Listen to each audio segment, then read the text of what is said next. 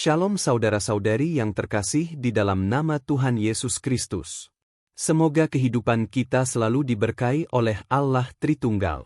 Teks khotbah untuk ibadah malam terambil dari 1 Tesalonika pasal 3, ayat pertama sampai dengan ayat yang ke-13.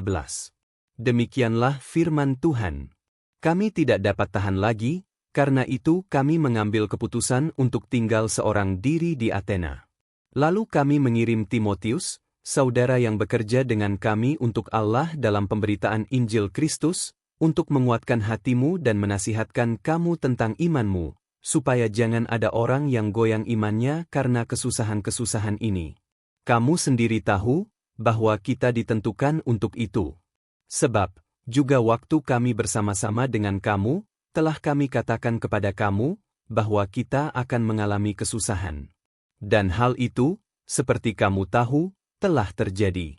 Itulah sebabnya, maka aku, karena tidak dapat tahan lagi, telah mengirim dia, supaya aku tahu tentang imanmu, karena aku khawatir kalau-kalau kamu telah dicobai oleh si penggoda dan kalau-kalau usaha kami menjadi sia-sia.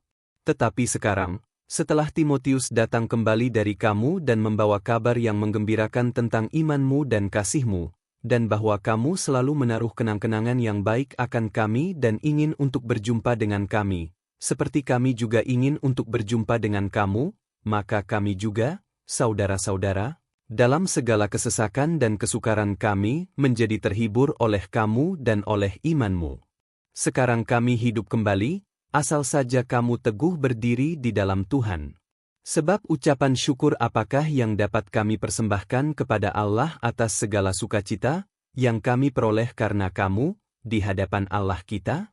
Siang malam kami berdoa sungguh-sungguh, supaya kita bertemu muka dengan muka dan menambahkan apa yang masih kurang pada imanmu.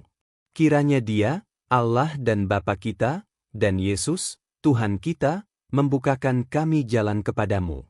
Dan kiranya Tuhan menjadikan kamu bertambah-tambah dan berkelimpahan dalam kasih seorang terhadap yang lain dan terhadap semua orang, sama seperti kami juga mengasihi kamu. Kiranya Dia menguatkan hatimu, supaya tak bercacat dan kudus, di hadapan Allah dan Bapa kita pada waktu kedatangan Yesus, Tuhan kita, dengan semua orang kudusnya. Bapa, Ibu dan saudara-saudari yang terkasih di dalam nama Tuhan Yesus Kristus. Pernahkah kita merasakan kekhawatiran yang dalam terhadap orang-orang yang kita kasihi dalam iman? Pernahkah kita merasa cemas akan kehidupan teman, saudara, serta kerabat kita? Tentu beragam sekali jawaban yang dapat kita berikan. Dalam teks ini, Rasul Paulus diperhadapkan pada situasi tersebut, dirinya merasa cemas akan kehidupan keimanan pada jemaat di Tesalonika.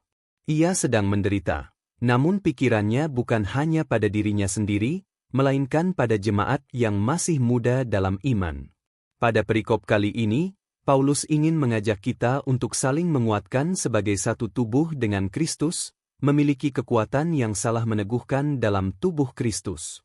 Saudara-saudari yang terkasih, kita dipanggil untuk saling memperhatikan iman saudara seiman kita, terlebih dalam masa-masa sulit. Jangan biarkan mereka berjuang sendirian. Banyak sekali jemaat Kristen pada masa kini keimanannya bersifat tertutup, keimanannya bersifat inklusif.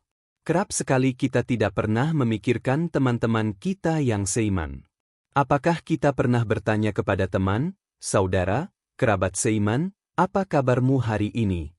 Bagaimana dengan hari-harimu? Pertanyaan yang mendasar tersebut mampu membawa konsep keimanan kita kepada Yesus Kristus semakin mendalam. Terdapat beberapa hal yang harus kita miliki dalam keberimanan kita dengan Yesus Kristus. Pertama, iman kita bisa menjadi penghiburan bagi orang lain. Apakah kita sudah memiliki jenis keimanan yang demikian? Atau malah justru sebaliknya, keimanan kita menjadi malapetaka bagi orang lain? Kedua, keteguhan kita dalam Tuhan bisa menyemangati orang-orang yang sedang bergumul. Ketiga, bersekutu bersama dalam gereja yang merupakan komunitas tubuh Kristus yang saling menopang. Oleh karena itu Bapa, Ibu serta saudara, saudari yang terkasih, kesetiaan mengikuti Yesus dan melayaninya merupakan tindakan yang bertumbuh. Kita tidak cukup hanya percaya, kita harus bertumbuh dalam iman. Tuhan memakai kita untuk memperlengkapi kita. Jangan berpuas diri dengan iman yang datar, bertumbuhlah dalam kasih, pengharapan dan kekudusan. Dengan demikian, kita terpanggil untuk saling menguatkan, menghibur yang lain serta kasih Allah mengikat setia dalam tubuh Kristus yang saling menanggung. Pertanyaan refleksi yang bisa kita petik dari teks ini ialah: apakah hidup kita menjadi kekuatan bagi sesama kita? Apakah iman kita bertumbuh dan menjadi penghiburan bagi orang lain? Kiranya Tuhan menguatkan hati kita, menambah kasih kita, dan membuat kita tak bercacar di hadapannya ketika Kristus datang kembali. Amin.